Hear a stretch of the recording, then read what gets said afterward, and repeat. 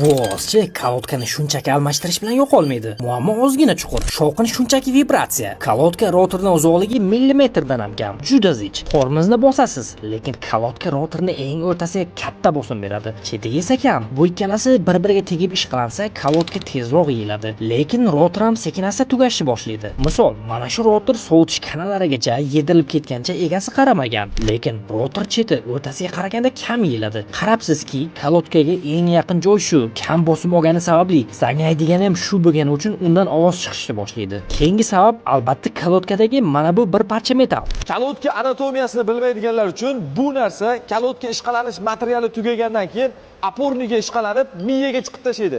Ya'ni mani almashtir degan signalni beradi. Bu elektronli ovoz bo'ladigan bo'lsa, elektromobil inomarkalarda elektronli datchik bilan jihozlangan. Tabloga avtomatik chek yonadi. Kalotkani almashtir degan. Bir juft kalotkada faqatgina bitta dona indikator joylashgan bo'ladi. Hozirda Koreya texnologiyasida ishlab chiqarilayotgan 4Green kalotkasi ham chiyillamaydigan, ham o'zidan kam chang chiqaradigan keramidskiy original hamyonbop kalotka. Ikkilanmasdan xarid qilib, moshinangizga uстановка qildirsangiz bo'ladi.